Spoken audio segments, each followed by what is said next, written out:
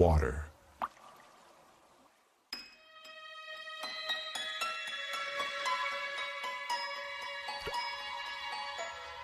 Water, the most common substance on Earth.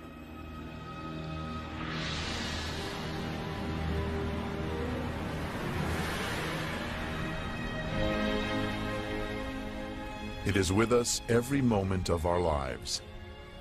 But do we know the secrets of this amazing element? Where did it come from? Who bestowed water on our planet? And why? The only such planet in the universe. Perhaps only water itself knows the answers to these questions. There is just as much water on Earth today as there was when everything began.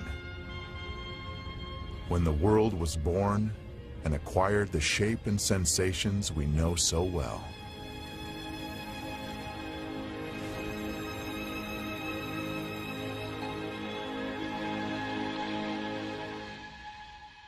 So what we did was what we always do here, do very careful work in a narrow field.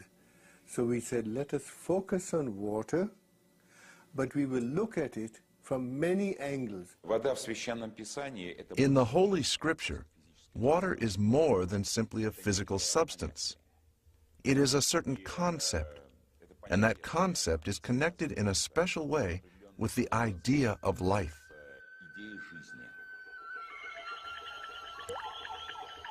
Nothing in the world is softer and more yielding than water. Yet it wears down the hard and strong, and none can overcome it, though anyone can conquer it. That which is yielding conquers the strong, and the soft overcomes that which is hard.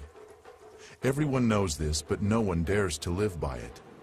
The Chinese philosopher Lao Tzu wrote about water 2,500 years ago. I mean, water as such has been extensively studied. I mean, it is well known that water has unusual properties, physico-chemical properties, when compared to other liquids. No scientist has been able to explain, for example, why water's density increases below the freezing point and becomes less above freezing. Any substance contracts when it is cooled, but water does the opposite. It expands. People learned to exploit this unique property in the distant past. Inhabitants of the far north would quarry stone by pouring water into the cliff face crevices before the frosts came.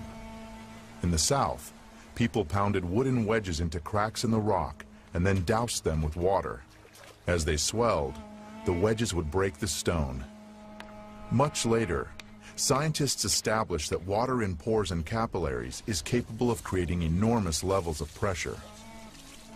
In a seed, for example, it reaches 400 atmospheres at the moment of germination. That's why a plant shoot can break through asphalt with ease. It's such a small molecule as well. It is very specific that these properties are of water.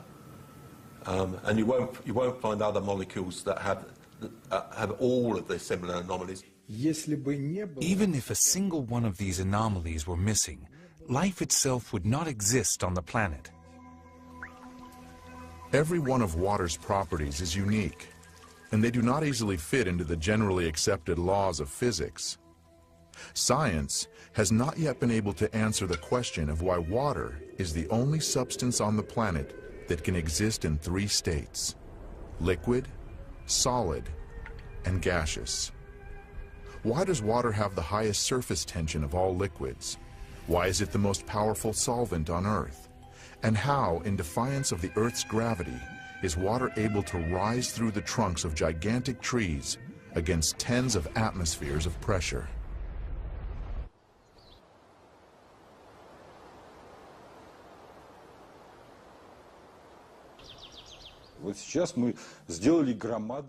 We have taken a great step forward. We have really understood that we know almost nothing about water.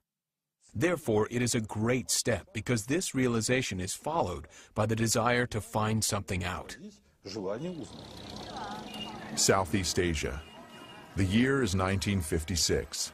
The place is a secret military laboratory for developing and producing weapons of mass destruction. Work has been underway here for several years on a powerful new generation of bacteriological weapon. The scientists are discussing what properties this weapon should have at one of their protracted secret meetings. Suddenly, the session breaks off. All of the participants are taken to the hospital with symptoms of severe food poisoning. An investigation into what happened quickly hits a dead end. The scientists had consumed nothing except water from the carafes on their table. The water was tested. No harmful additives were found. Its chemical composition was H2O. And that's what the report said. Poisoning caused by ordinary water.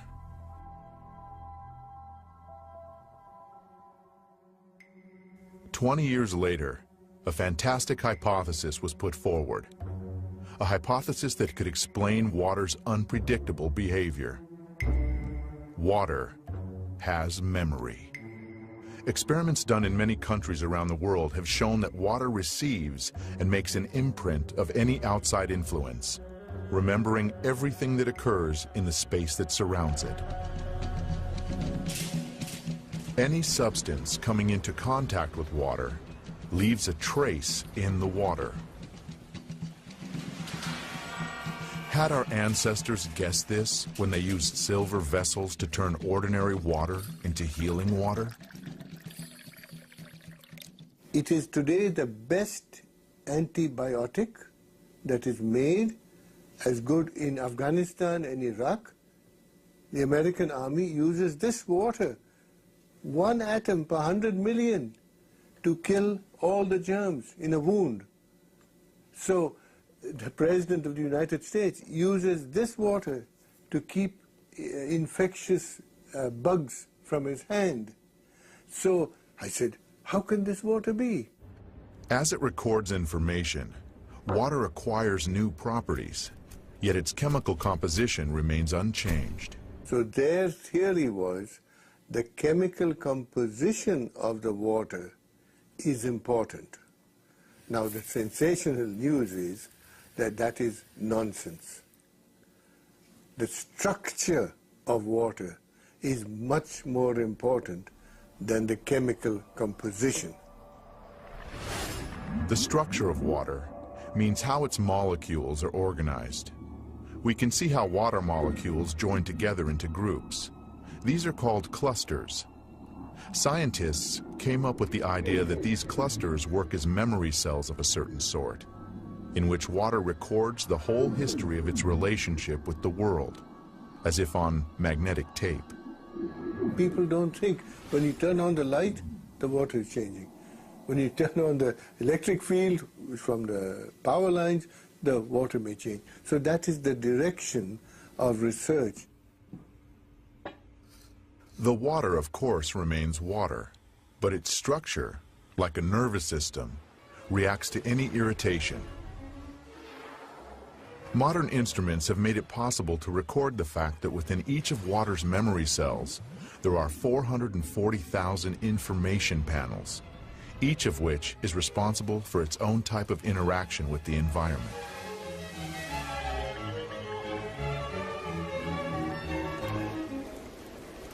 If you consider a cluster as a group of specific molecules, then it can survive only a short amount of time. But if you consider it as a structure whereby molecules can leave and other molecules come in, the cluster can last effectively for a very long time. The stability of the cluster structures confirm the hypothesis that water is capable of recording and storing information. It may be the single most malleable computer, which can, it's like a computer memory. It's the memory of information. We must know how it is arranged. It is like the alphabet. If I give you the alphabet, you don't know a word, you don't know a letter, you don't know a sentence. So The molecular structure is the alphabet of water. And you must make a sentence out of water, and you can change the sentence. In the winter of 1881, the sailing ship Laura was on a course from Liverpool to San Francisco. On the third day of the voyage, a fire broke out on board. Among those abandoning ship was the captain, Neil Carey. The water supply soon ran out, and the crew experienced the torments of thirst growing by the hour. Later, when they reached shore safely after 3 terrible weeks adrift at sea, the captain, a man with a very level-headed attitude towards events, described what had saved them. "We were dreaming of fresh water," he said. "We began to imagine that the water around the lifeboat was turning from ocean blue to the greenish hue of fresh water. I summoned up my strength and scooped some up. When I tasted it, the water was fresh."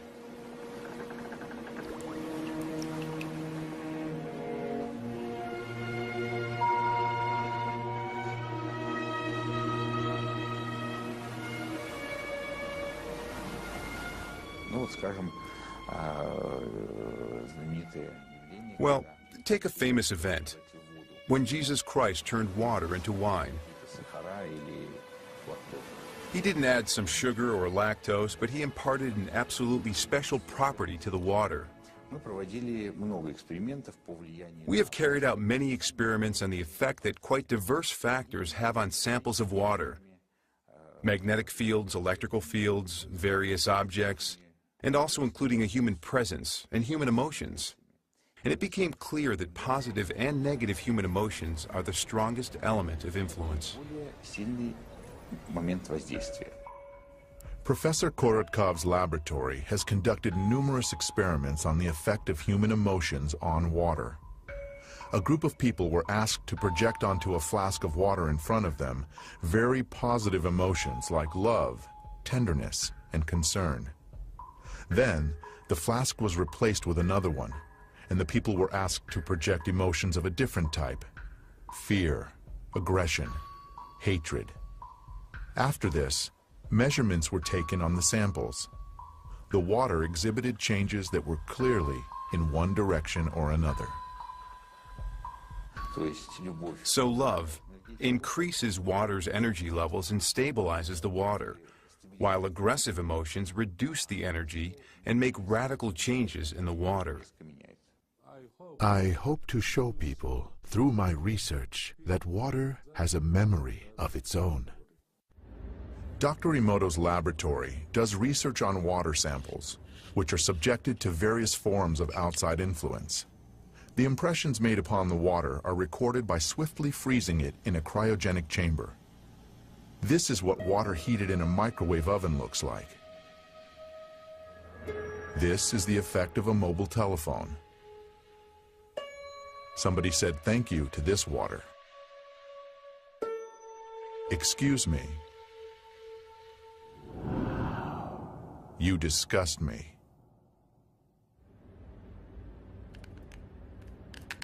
With modern technology, it is possible to structurize water artificially. When seeds were grown under laboratory conditions using this kind of water, the soy sprouts had 6 times greater photon radiation than when ordinary water was used.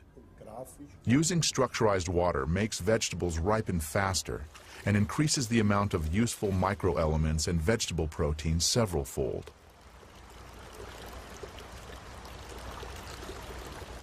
If we look at the shoots, the treated ones were long, even, and strong, while the untreated ones were short, thin, and weak.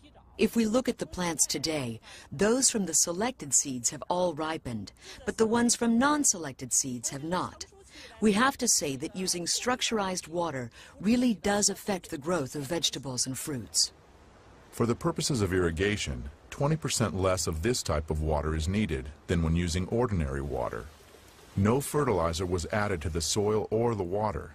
The chemical composition remained the same, H2O. The only thing that had changed was its structure. At the present time, scientists can answer the question of how this happens, but science does not yet have an answer to the question of why. Depending on age, a human being is made up of 70 to 90% water.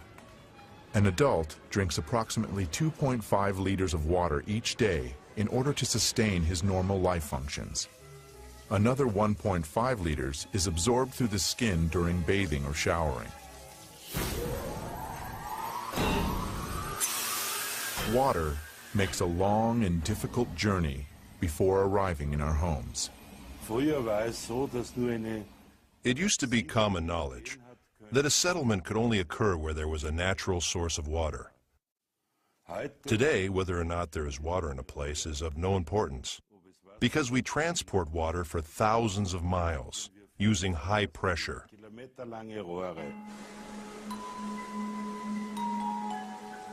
In nature, rivers and streams always flow along a smoothly curving course.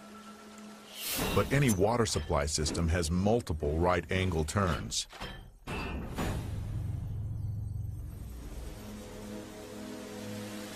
The natural structure of the water breaks down more and more with each such turn. Water from a water supply system which flows into our homes through pipes has various forms, crystals of various forms, but they are all deformed. That is, it may look like this. It can look like this or have these crystals in many other arrangements, but you won't see any symmetry or beauty. Water that flows in a floor panel heating system is devitalized and rotten. It sucks energy out of the people, plants, and animals living in that house. It actually steals the energy. It is well known that the water supply in many large cities is a closed-loop system. After undergoing aggressive chemical purification and passing through powerful filters, the water in these systems is returned to our homes, still remembering the chemicals and the violence it was subjected to. Even stronger, however, is the informational pollution that the water accumulates as it flows down miles of long pipes through thousands and thousands of houses and apartments.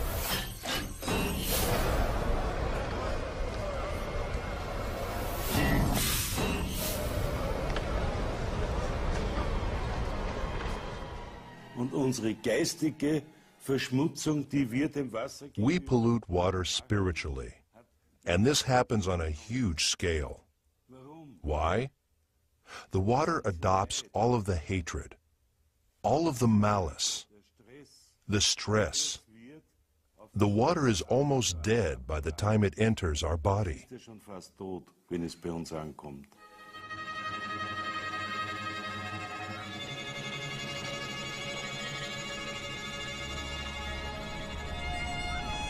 Our Earth is a gigantic container of water, in which all forms of life arose, and every living thing is itself essentially a container of water. With modern technologies, we can reach far into outer space, and as we attempt to discover life on other planets, the first thing we look for is water. There is no life on Earth without water. And one of the big questions is whether or not, in case that there should be comparable life on other planets, this would also be based on the presence of water.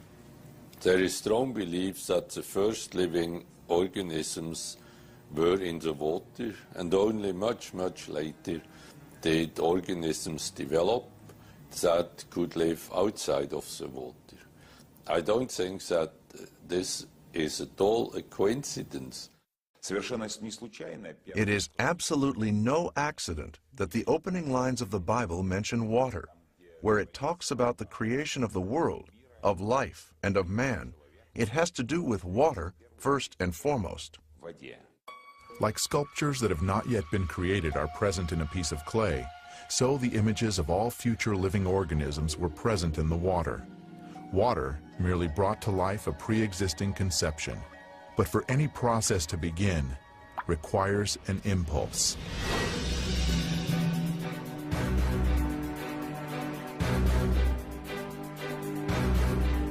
Wise men of ancient times believed that the impulse for life to arise was a primordial divine spark.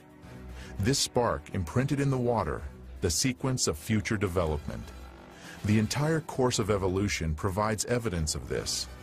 Every species of living being, from the simplest bacteria to mammals, strove to achieve its own perfection.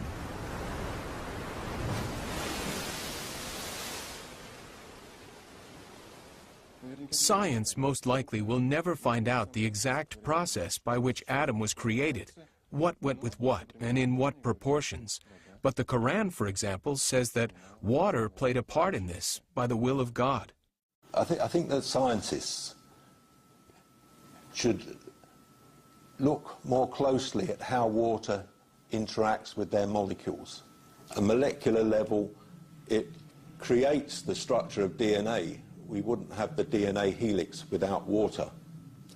It creates the structure of proteins, so our bodies wouldn't work without the water. Every seed, every embryo begins its life exclusively in water. Amniotic fluid plays a role in the embryo's development and preservation.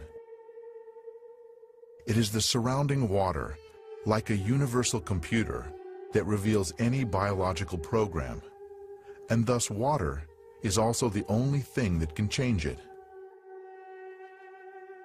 The preacher wrote long ago, "Is there anything whereof it may be said, See, this is new? It hath been already of old time, which was before us. And Jacob took him rods of green poplar, and of the hazel and chestnut tree, and pilled white strakes in them, and made the white appear which was in the rods. And he set the rods which he had pilled before the flocks, in the gutters, in the watering troughs where the flocks came to drink, and the flocks conceived before the rods, and brought forth cattle, ring-straked, speckled, and spotted." We subjected water to super-weak magnetic field impulses. These fields are tens of thousands of times weaker than the Earth's natural magnetic field. That means they are negligibly small from the standpoint of modern science. Fish were introduced into water that had been treated in this way, and the fish soon produced an unusual hatch of small fry. They differed radically from other fish to which they were related, though they looked as much alike as twins.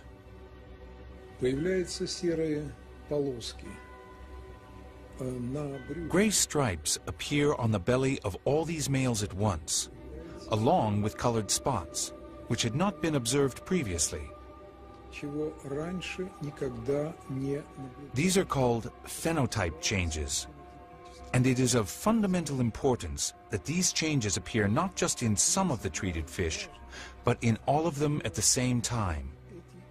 And these phenotype changes that we caused are not a hypothesis. They occurred in practice. The experiment resulted in changes not only in the outward appearance of the fish, but also in their behavior. They began to react to outside stimuli in the same way. It was as if the whole school had acquired a collective mind.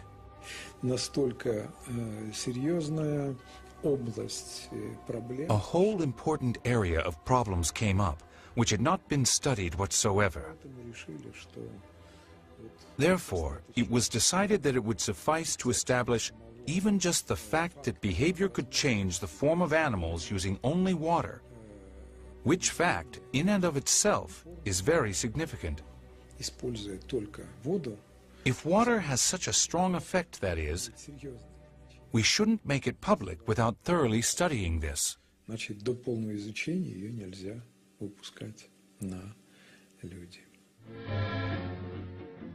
In 1932, sensational news traveled around the world. The American physicists Harold Urey and Albert Osborne had discovered that, in addition to ordinary water, heavy water also exists in nature. Deuterium-2O. The splitting of deuterium was the basis for creation of the most destructive bomb, the hydrogen bomb.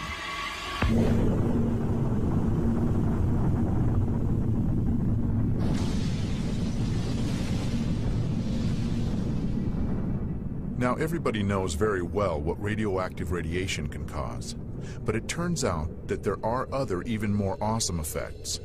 Rather more horrific is the change in the structure of water, covering huge areas, thousands of miles larger than the nuclear weapons testing grounds. It made no difference where the test was carried out, in the atmosphere, on the ground, or underground. Colossal changes occur in the water, and the water's memory changes, and people drink that water. Animals drink it, and suddenly terrible changes take place. When the explosion occurs, waves are formed, which die out fairly quickly in the ground, but the water may continue to fluctuate for another 30 days. Swinging like a pendulum, the waves create a new and pathological ordering in the water.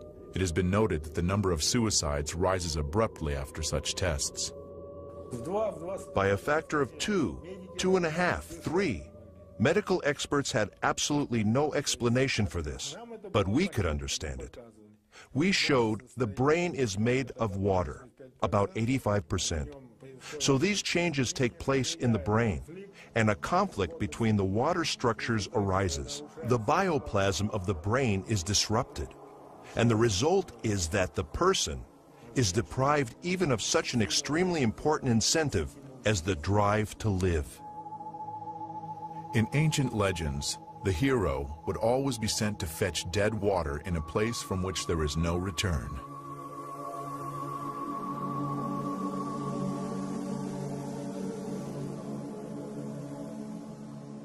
According to tradition, the only sea on Earth in which there is no life came into existence where the destroyed cities Sodom and Gomorrah had been located: the Dead Sea.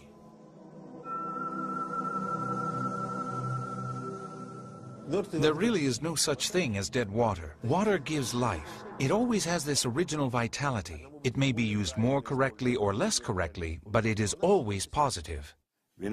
How a person handles water, if he approaches the water with good thoughts or blesses it and says thank you to it, the quality of the water will improve, and the water will have a positive effect on a person and his body. According to the chronicles, in 1472, Abbot Karl Gestinsis was arrested on the basis of a false denunciation and interrogated in connection with having caused a certain prominent lady to fall ill. While he was being held in a dungeon, the abbot was given only a crust of stale bread every day, along with a dipper of rotten, stinking water. After 40 days, the prison warden noticed that Father Karl not only had not gone into decline, but he even seemed to have gained health and strength, which only served to convince the inquisitors that the abbot had connections with dark forces. Later, Karl Gestinsis confessed under brutal torture that he had recited a prayer over the rotten water he was given, thanking the Lord for bestowing these trials upon him. After that, the water tasted bland and turned fresh and clear.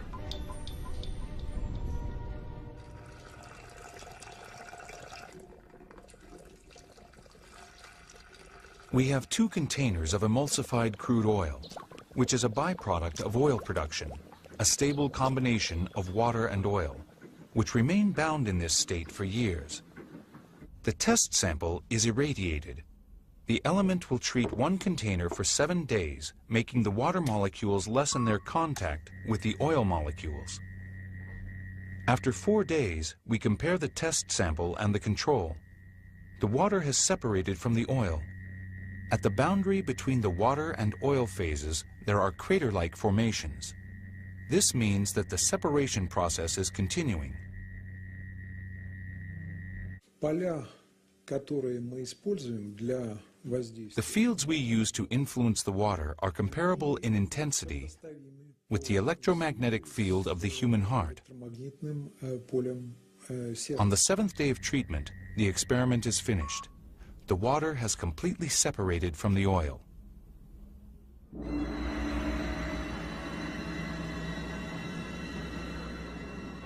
Experts estimate that oil men have accumulated around 1 billion tons of emulsified crude oil. It cannot be used for industrial purposes. Ultimately, They get rid of the emulsion, pouring it right onto the ground. And then, horrible sludge lakes are formed in the oil fields.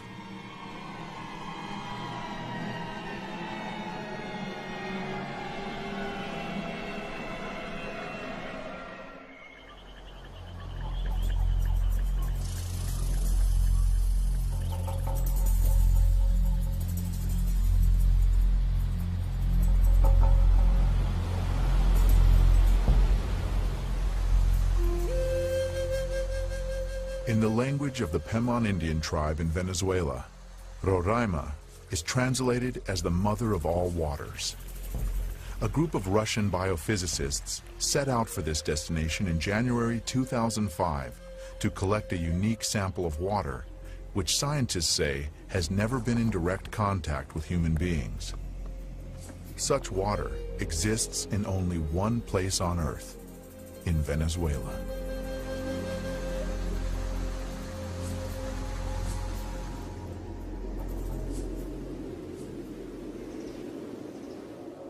According to one hypothesis, a continent called Gondwana existed in the southern hemisphere during the Paleozoic era. Powerful tectonic processes occurring in the Earth's crust 3.5 million years ago split it into several parts. As a result of these changes, some segments of the continent sank, while those resting on granite substrates remained at their previous level. Elevated plateaus were formed, which the Indians called tepuis, meaning pillars. Roraima is the largest of them.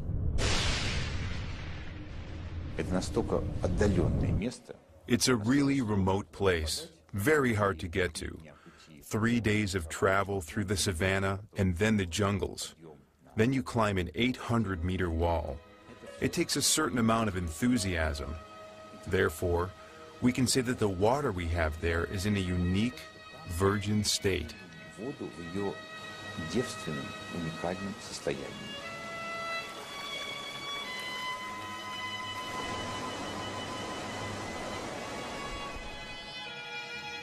There is always a large cloud over Roraima. As evening approaches, a light haze appears. When the moon comes out from behind the mountains, the mist begins to glow with an even blue light. And in that light, it is visible how fine droplets of moisture are hanging in the still air. The slightest breath of a breeze, and this watery dust forms into drops. This is the origin of the rain, which rushes down in countless waterfalls.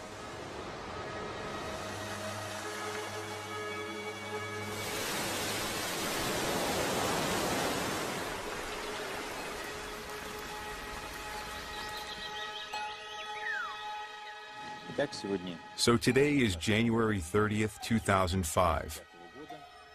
Water collection number 16. Then we shall pack it all up in foil, and in this form this water will hold its energy for several days with the air of these places. Then we'll arrive in St. Petersburg, and we'll calmly carry out our laboratory analysis several thousand miles away, and only then will we be able to draw any conclusions.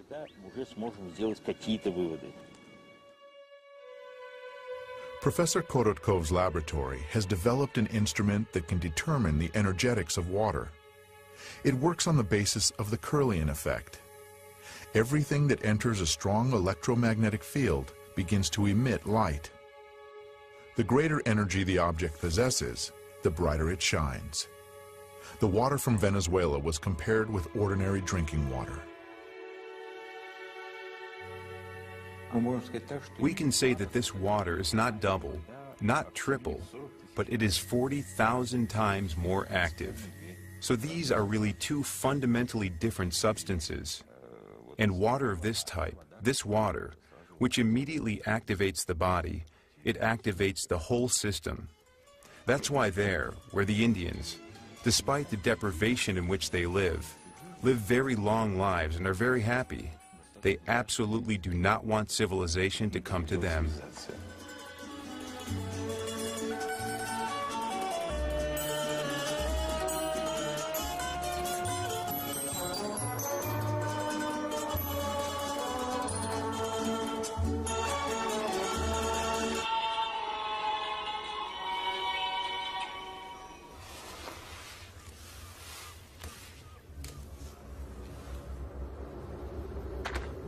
In the late autumn of 1632, a poor farmer named Gens from the village of Enningen in Hessen, an orphan who didn't remember his parents or where he was born, set off for southern Italy to seek a better lot.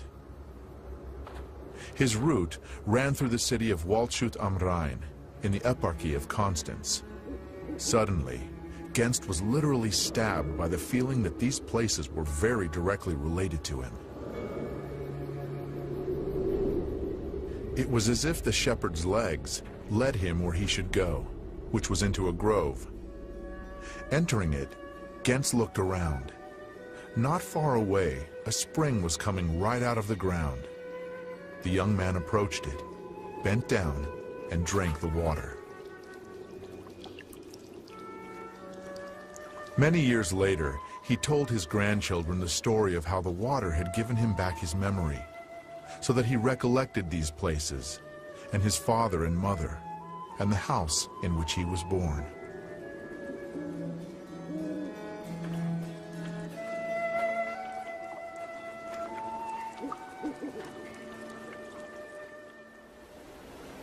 Modern science maintains that the water structure of each person's body is identical to the structure of the water in the place where they were born. Therefore, our internal connection to our place of birth is preserved throughout our life. And that means that the concept of homeland has not only a lofty poetical meaning, but also a quite specific physical content.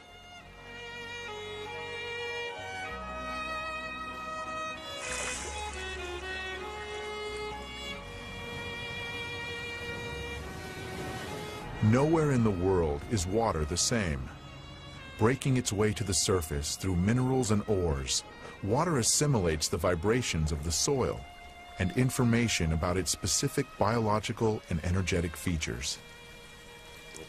We tested a sample of purified municipal water, which is sold in large bottles, and the producer puts a label on them which says it is the best water in the world, but it is empty and dead. True, it's pure and it's good, and some minerals have been added, but this is dead water in which there is no energetics and there is no life. Most likely, people do not sense any particular difference between naturally pure and artificially purified water.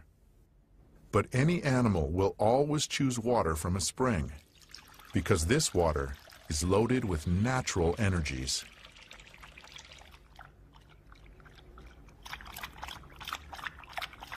Not long ago, yet another unique property of natural water was discovered. It turns out that such natural water is flammable. The burning of natural water, the water itself burns, and the reason it burns is precisely that it is structured in a special way, natural water is. Burning, in rigorous scientific terms, is a process of oxidation in which heat and light are given off. In the case of water, it burns at the temperature of the environment, and the light emitted can be recorded using super-sensitive instruments.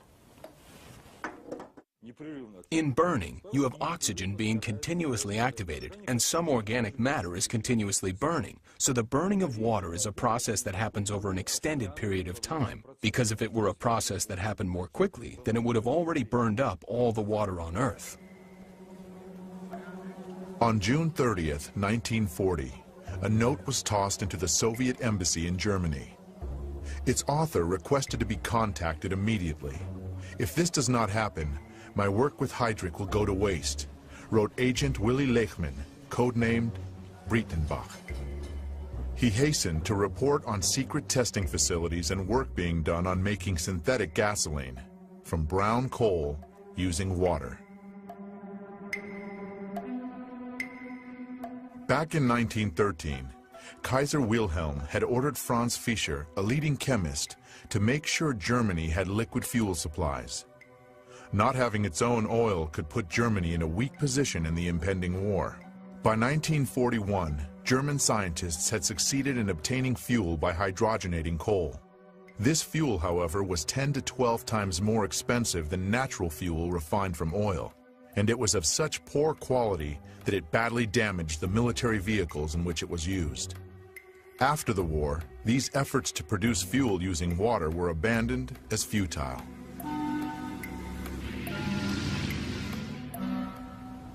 For the past 15 years, the researcher Zhang Guohua has been working to create fuel of this type.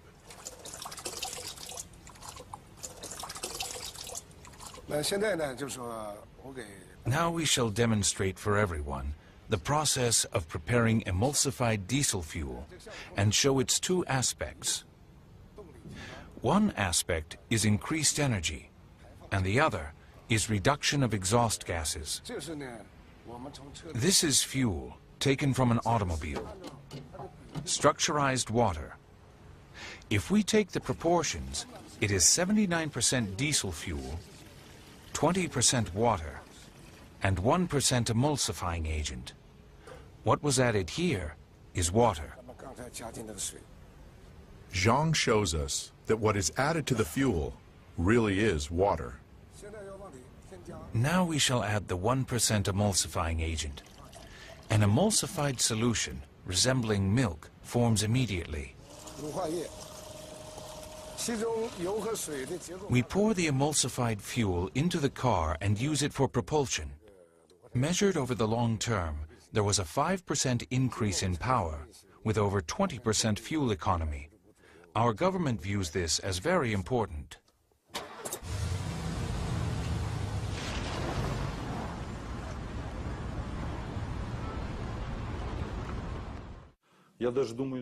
I think that not even all chemists remember this aspect.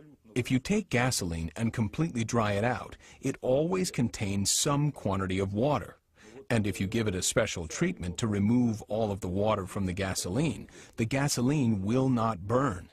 This was known already in the 19th century. To burn anything whatsoever, there has to be at least some quantity of water.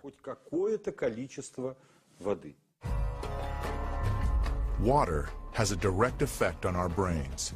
There is a legend among the Persian Sufis. Once upon a time, a wise man said that the day would come when all the water in the world, except for what had been specially collected, would disappear. And then different water would replace it. But anyone who drank the new water would lose his mind. Only one man took the prophecy seriously and began to store up water. But the day that had been predicted did come, and every body of water emptied out.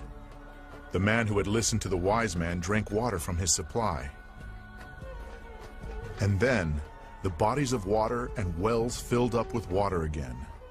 People thirstily drank this water, and every one of them went crazy. But the man who had listened to the wise man continued to drink water only from his own supply and kept his sanity.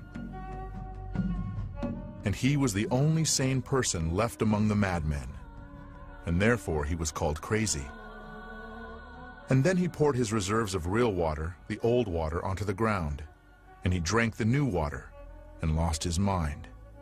And the madmen decided that he had become sane.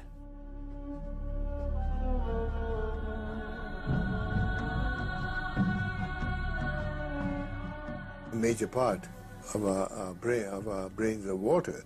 So the water and the easy movement of the water molecules and so on will leave part of that imprint.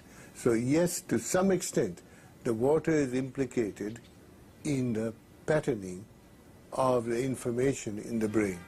Now when you look at organs, say the heart or the lung or muscles or the brain, then all that you can see in a simple NMR experiment is the water in these organs. The water, your head is full of water. There is nothing else but water, almost. Let's imagine that here we have a human being, and here we have water. This water contains many different types of information. If we introduce this water into the human body, then that human body will assimilate this information, which may change the person's characteristics. Human being, and that may change. Let us see how this type of water affects human blood. The doctor is drawing blood from a patient's finger. Using a special microscope, we shall be able to see the condition of her body from this drop.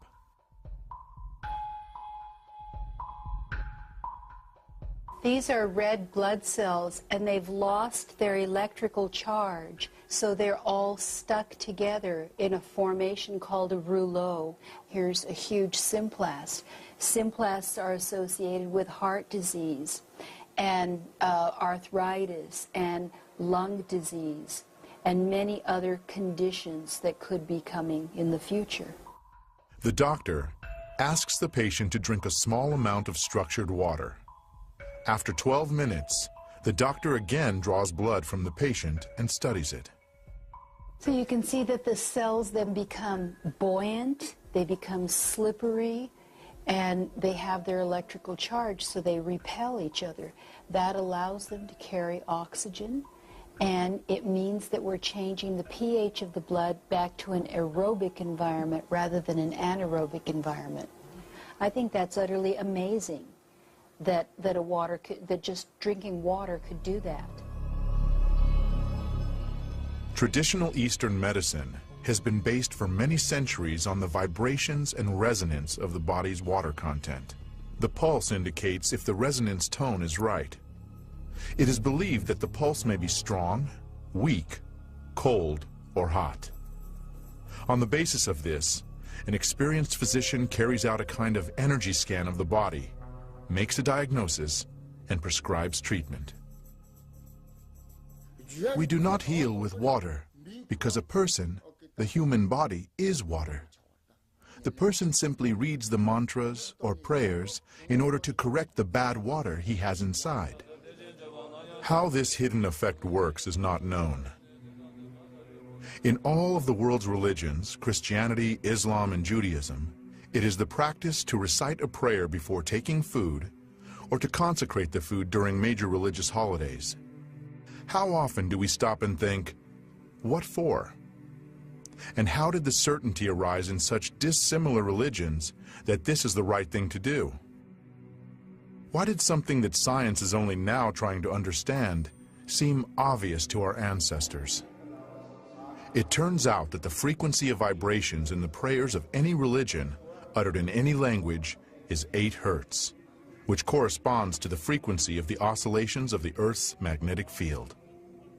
Therefore, a prayer, pronounced with love, creates a harmonic structure in water, which is an ingredient of absolutely all food. We now have some idea about how this happens through the structurization of water clusters, water molecules. Therefore, we can take some purely practical advice from this. To sit down at the table in a very good mood, and under no circumstances to dine with cruel or aggressive-minded people, because this will have a direct destructive effect on our health. In 1995, Dr. Masaru Emoto was the first one to record musical impressions on water. In Dr. Emoto's laboratory, they presented water with different types of music, after which they froze the water and then under the microscope could clearly see the crystals that the water had formed.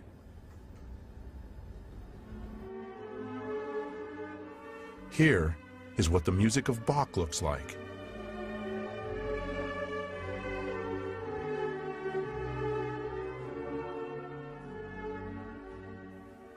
Mozart.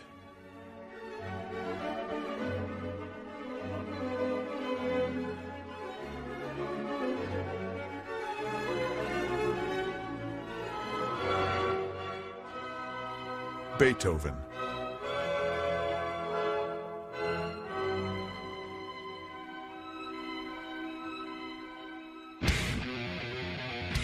Heavy rock.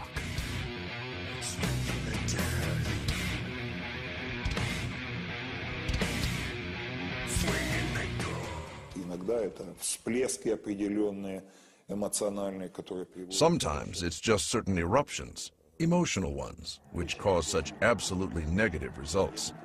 I can't recall a case in which such a negative spewing out of emotions as this happened at a classical music concert.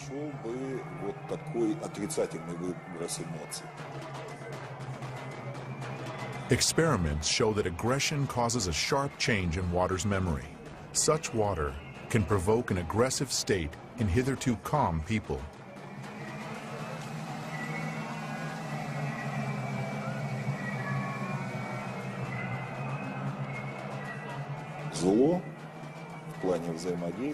Strange as it might seem, evil interacts more easily and simply.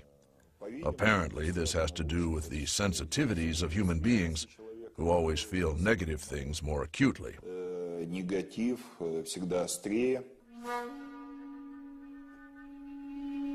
Dr. Emoto conducted another groundbreaking experiment. He placed rice into 3 glass beakers and covered it with water. And then every day for a month he said thank you to one beaker. You're an idiot to the second. And the third one he completely ignored.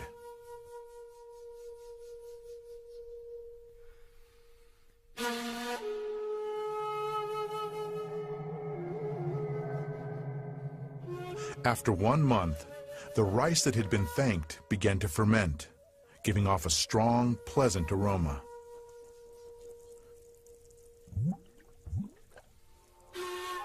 The rice in the second beaker turned black.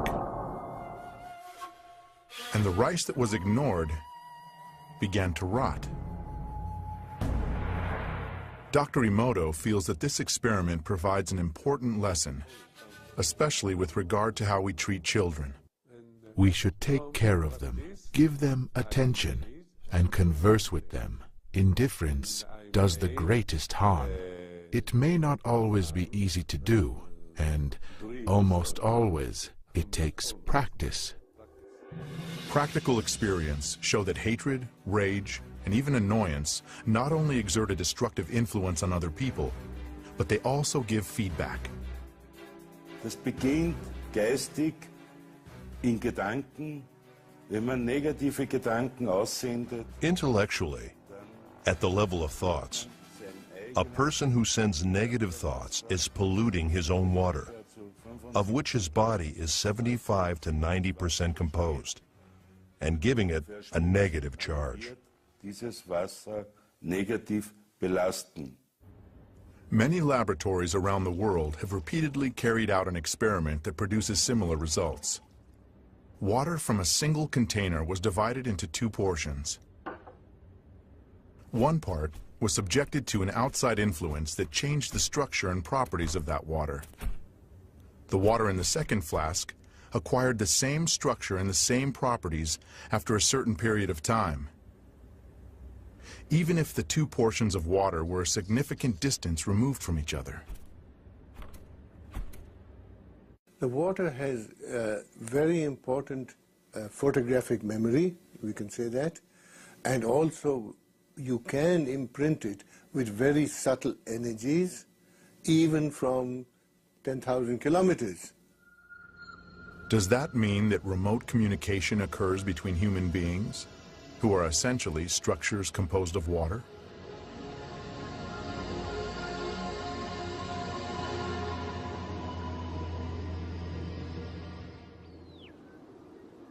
In February 2005, Professor Vyacheslav Zvonikov and a group of colleagues conducted an experiment to confirm or disconfirm the hypothesis that remote communication between people is possible.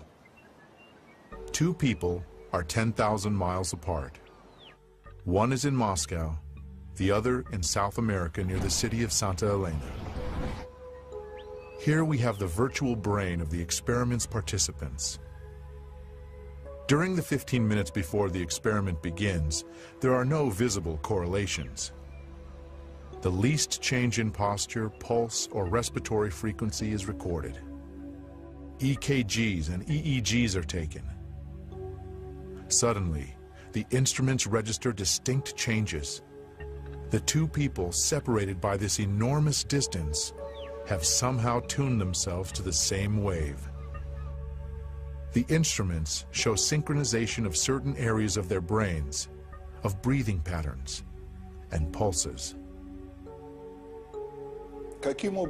How can this be explained? We don't yet have any answers to that question. So far, this is a scientific mystery. There is a hypothesis that the body's liquids play a part in this.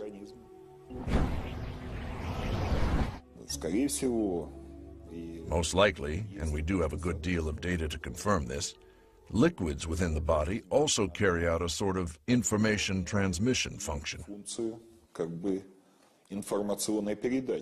So therefore our actions every day is very important.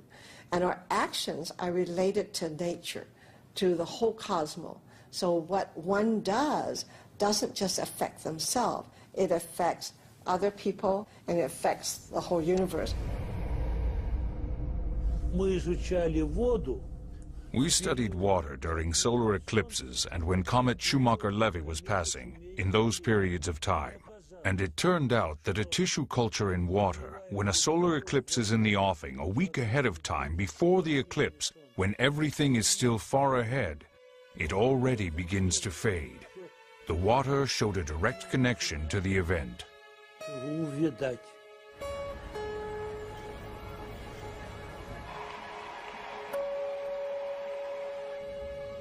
The system of the universe exists as a single, perfect organism. All of its parts, including us and our Earth, are inseparably bound together by huge streams of information. And on our planet, water plays the key role in how the information is exchanged. In effect, it is the medium through which all nature is governed.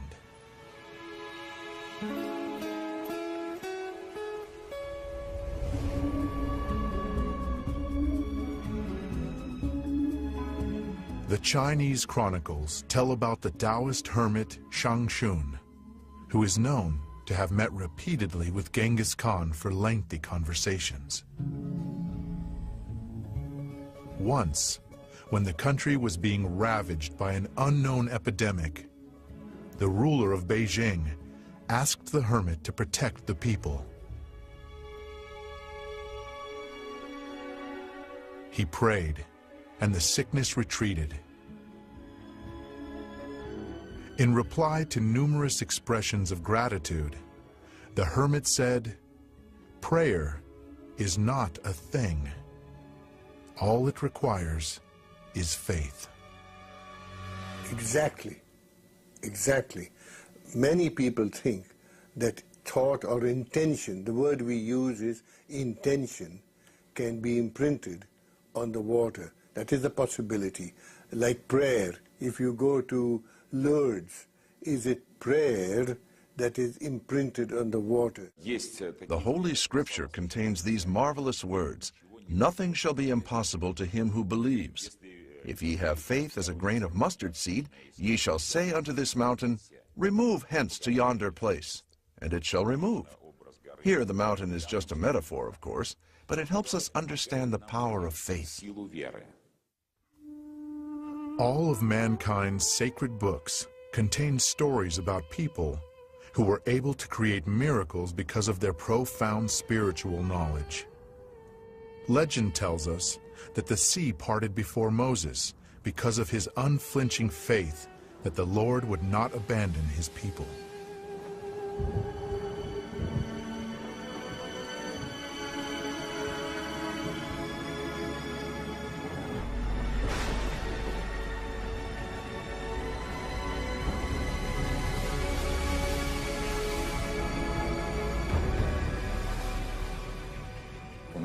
We have totally indisputable evidence that prayer influences sick people to get better. And it's caused absolutely fantastical recoveries, such as the spread of gangrene suddenly stopping in a person who already had it. With holy water, when it is poured over sick animals or a dying plant, they revive. Those are the facts, and no physical chemist currently is able to understand it. They simply can't. January the 18th. It is the eve of the Orthodox feast of the Epiphany. 2 flasks are filled with ordinary tap water. Early in the morning, one of them is set inside the church, near the vessel over which the sacrament of sanctification is to be performed.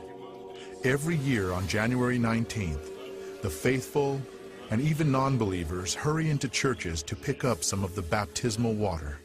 It is believed to possess extraordinary properties. In order to confirm or refute this, the 2 flasks were taken to the laboratory for study immediately after the service. Here, the water was frozen in a cryogenic chamber and photographed under the microscope.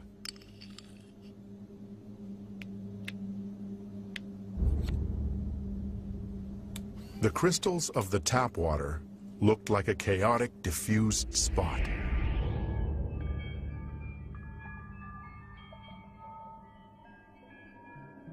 While the water that had been in the church had the rectilinear symmetrical form of a 6-pointed star.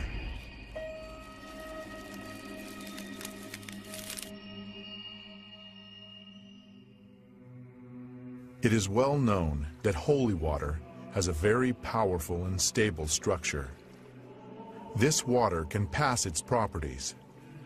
Take only 10 grams of it and dilute it in 60 liters of common water, and the whole amount will have the properties of the holy water. Perhaps scientists will tell us sometime what prayer is. Perhaps scientists will tell us sometime what happens with human nature under the influence of divine grace.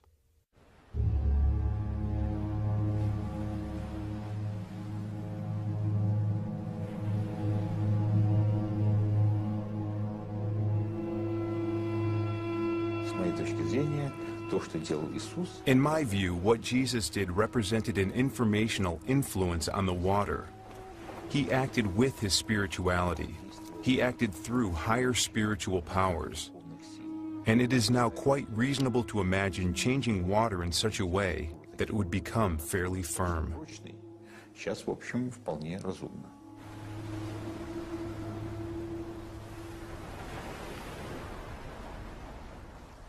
It could be radiation, but could it be only subtle energy?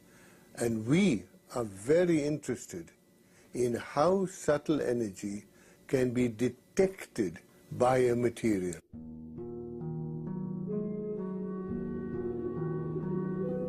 In our time, everybody is sure that weather on the planet is determined by cyclones and anticyclones.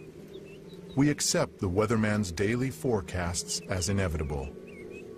Actually, we are waiting for water to make its appearance. Evaporating and turning into whimsical clouds and towering thunderheads, it creates the architectonics of the sky. The countless shades of sunrise and sunset, the rainbows that shoot across the sky, all of them result from the refraction of light rays by the moisture in the atmosphere. Clouds carry this moisture over great distances, and it spills down as rain. Rain, hail, snow and mist, winds and storms, gales and hurricanes. All of these complex processes depend on water's mood. We try to second guess how it is going to behave, and where on the earth it will bestow its favors, and where it will unleash its wrath. The most we can do is to observe these processes from space, but only observe them. But how alluring the thought is of subjugating the weather. What a sweet bait that is for human vanity.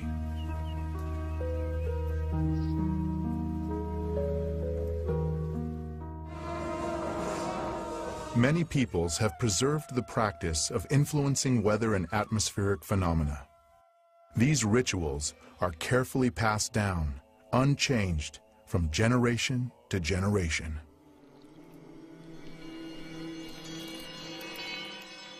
Если мои подношения if my tributes have been convincing enough, if I have chosen the right time and the right place, and have recited the mantras correctly, and from a pure heart, then the Lord of the water gives us water.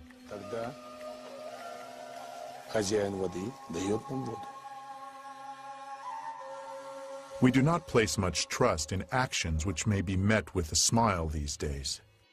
Could it be that just one human, not some huge modern laboratory with the latest technologies, but just a single person, could influence a natural process solely by the force of his desire and intentions? And there was an outdoor wedding outside a museum in Ontario. And, well, we didn't bring umbrellas, but some people did. And the sky was all overcast, and the rain started to come. It was half an hour before the wedding. And it started to rain, all the umbrellas went up. And so I and two other students said, okay, let's meditate for better weather. Within a minute, an opening in the clouds came, and the sun just shone right down in this area. Only, not all over, just shone right down this area. By the summer of 1991, Israel had had no rain for 2 years. The water in the country's only freshwater lake, Lake Kinneret, had fallen 15 centimeters below the critical level. Then, 10,000 Israelis gathered at the Wailing Wall to pray for rain. On the third day, rain came down on the country in torrents. Many people explain this fact as a simple coincidence. Belief in coincidence is neither scientific nor religious. From a scientific standpoint, there is scientific determinism, while from a religious standpoint, there are things that are done which have an influence on the outcome. Coincidence is a way in which people try to escape bearing any responsibility.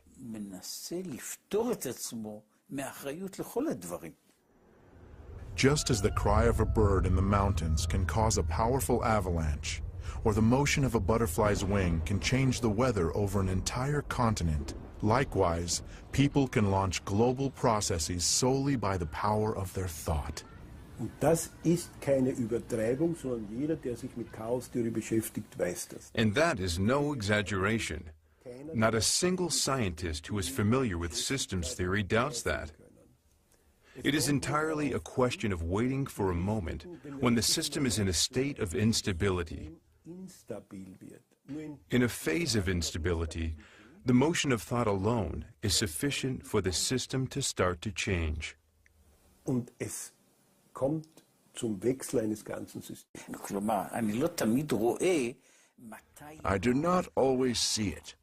When my own mistake or sin comes back to me in another guise, although essentially it is a single unit, whatever it is that I did wrong returns to me, not as punishment, but as a result.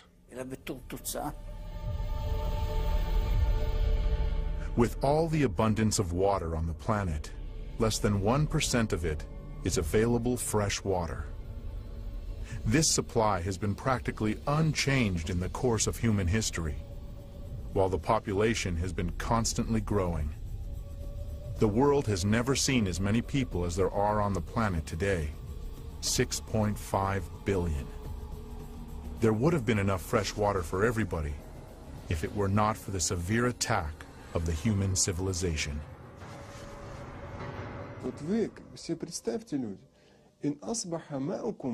Look, imagine, if there will simply not be any water, that it will go away deep underground.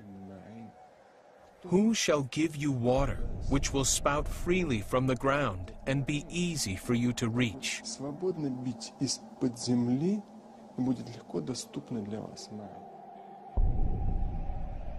Today, more than 1 billion people of the earth lack access to safe drinking water.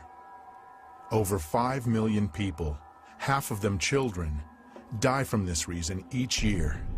This is 10 times more than perish from wars each year. If this problem is left unsolved, water may become a source of international conflict in the 21st century.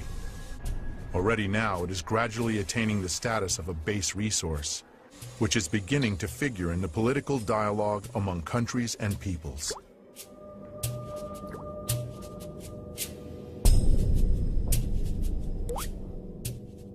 See, we talk a lot about an upcoming oil crisis because we will run out of oil. But I think it is even more important that we worry about the water, that we don't run into a water crisis. According to UN data, around 10 million tons of oil annually pours into the world's oceans. Along the U.S. Atlantic coast are buried 90,000 containers of radioactive waste with 100 kilocuries of activity, while the European part has 500 kilocuries. Countries with sea access dump industrial, construction, and radioactive waste into the ocean. As it is dumped and descends through a column of water, some of the polluting substances dissolve and change not only the quality of the water, but also its memory. The ocean is also still capable of erasing these memories because of its salinity. But nonetheless, the dilution effect is there. It also needs to be discussed and studied. Because at very great levels of dilution, sometimes a memory begins to have even a stronger influence than at slight, so to speak, levels of dilution with high concentrations. We have to pay attention to this. This is a very difficult period of our planetary existence. Today, we've already plowed up all the lands possible, and we've lost 33% of our green covering and half the plankton in the ocean. So the problem might seem to be far off, but there is water everywhere. In the past year, the temperature of the cold deep-sea waters under the Gulf Stream fell by 1 degree. In the past 9 years, the rate of melting of Greenland's icebergs has tripled. In the past 30 years, the destructive force of hurricanes has doubled. The number of natural disasters is rising. In the decade from 1973 through 1982, 1,500 disasters occurred worldwide.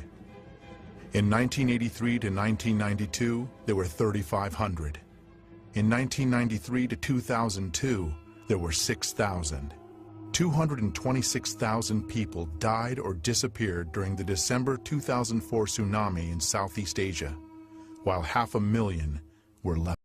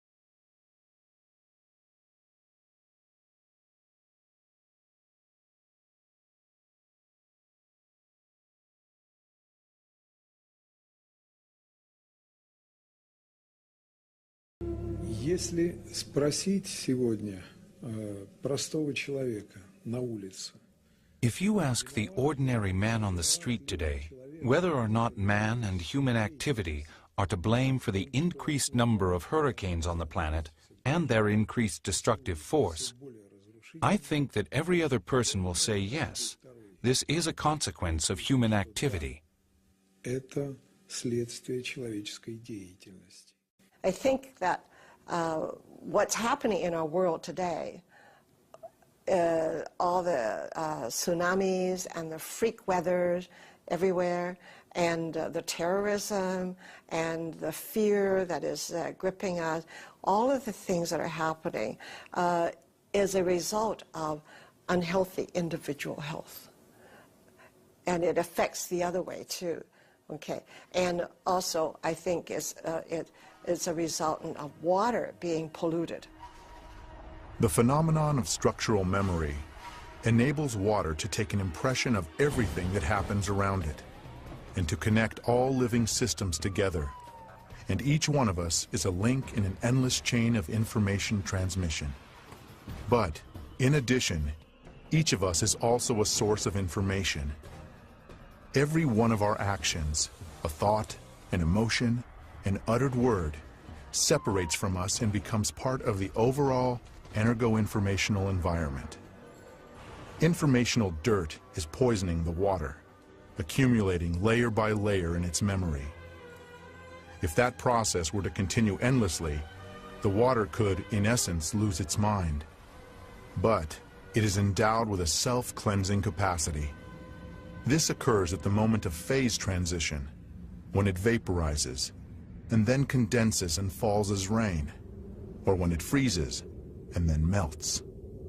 Shaking off the informational grime, water preserves its basic structure, that is, the program for life. Einstein, for example, once said, "I would like to know what he was thinking," meaning God. Everything else is just details, but I would like to know how he created this world. Ich möchte wissen, wie diese Welt erschaffen hat. Everything begins in water. In a certain sense, we can say that everything originates in water, and in water, everything comes to an end. For all peoples, a person must be clean in order to stand before God. In all of the world's religions, water is a kind of intermediary that unites man with the Creator. The Jews perform ablutions or cleansing with water in mikvahs. For Muslims, ablution is a prerequisite for prayer. Если проследить упоминание о воде в Священном Писании, if we trace the references to water in the Holy Scripture, they are often associated with the idea of purification.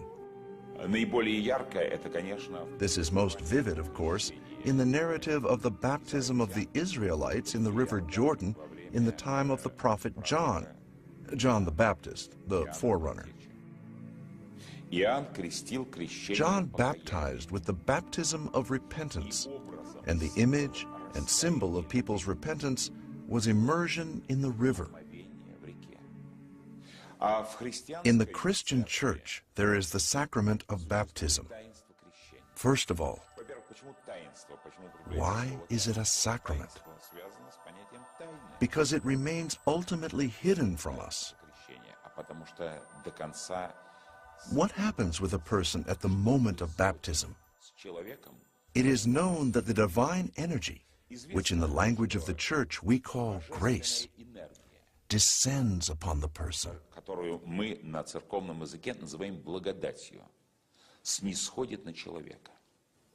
There have been many wars on religious grounds in human history, but in our experiment, water reacted to individual words that had a religious content by forming beautiful crystals. This means that the conception of our nature coincides with each religion.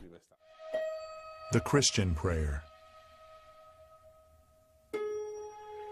The Buddhist prayer. The Muslim prayer. Dr. Emoto presumes that serious crimes are committed most of all in areas where people curse the most often.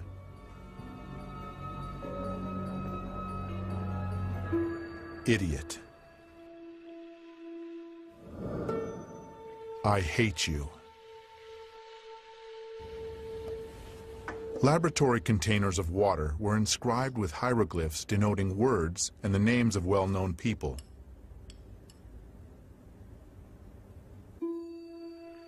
Love. Hope. soul. Mother Teresa, Hitler. Dr. Emoto's numerous experiments aimed at finding the word that cleanses water most powerfully have shown that it is not just one word, but a combination of two: love and gratitude.